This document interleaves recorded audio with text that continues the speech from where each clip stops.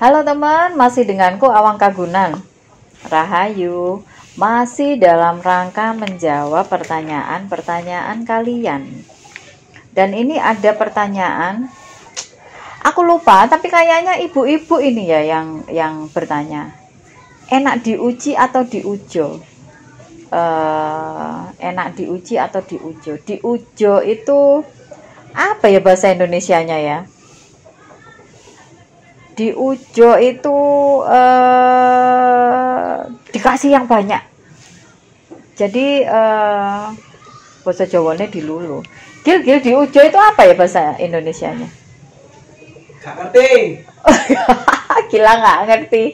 Diujo itu jadi gini, kamu udah punya uang banyak, masih ditambah-tambahi terus sama Tuhan itu. Jadi ditambahi lagi. Jadi nikmatnya itu ditambah, dilulu. Kalau bahasa Jawanya. Nanti aku minta tolong dibantu di komen ya. Diujo itu bahasa Indonesianya apa?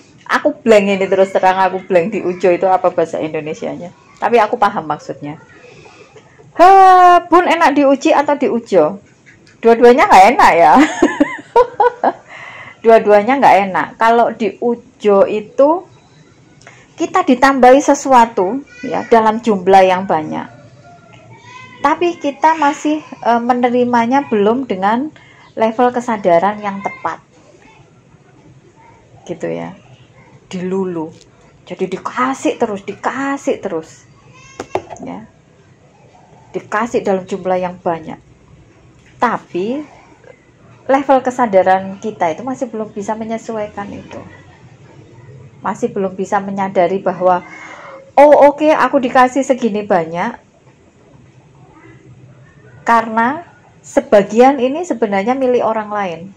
Aku hanya sebagai kepanjangan tangannya aja untuk bisa menyampaikan berkat yang segini banyaknya untuk lebih banyak orang. Level kesadarannya belum di situ. Itu diujo. Aduh, dari tadi aku nyari ini apa ya bahasa Indonesianya, nemu. Lagi ngeblank otakku. Kalau aku ya, biasanya orang yang diujo ketika dia tidak menyadari ya, ketika dia tidak segera terbangun kesadarannya, setelah diujo nanti akan diuji. Kenapa kok harus diuji? Ya supaya dia mulai membangun level kesadarannya, supaya mulai terbangun level kesadarannya ya.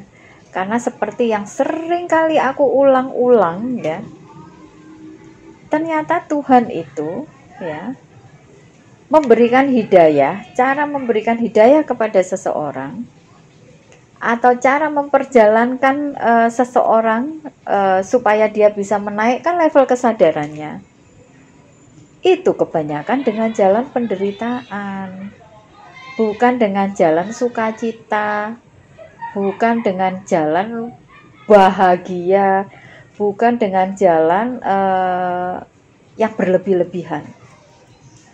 Karena manusia itu kecenderungannya ketika dia masih hidupnya ya, ketika hidupnya masih baik-baik saja,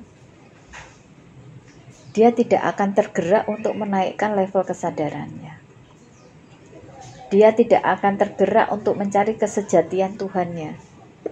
Dan dia tidak akan tergerak untuk mencari kesejatian dirinya sendiri.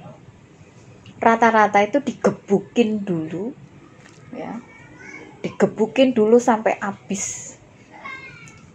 Baru ya dia merangkak untuk mencari kebenaran Tuhan.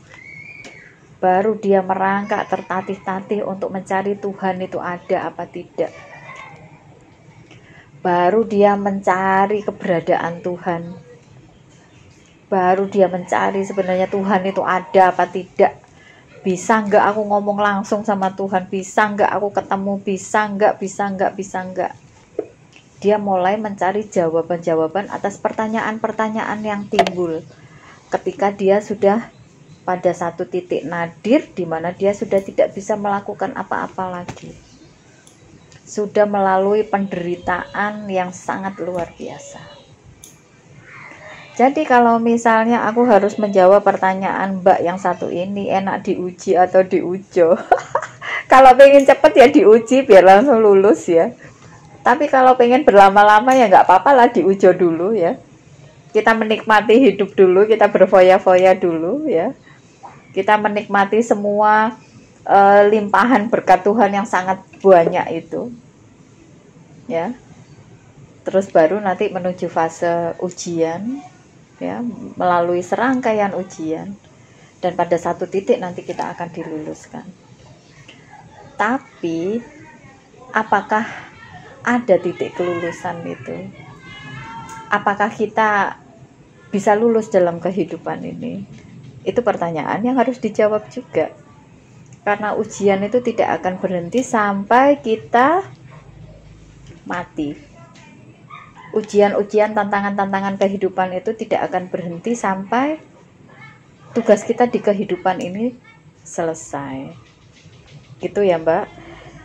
Jadi pertanyaan ini adalah pertanyaan yang sulit, pertanyaan yang ambigu ya, masing-masing orang itu akan berpendapat yang berbeda. Kalau yang aku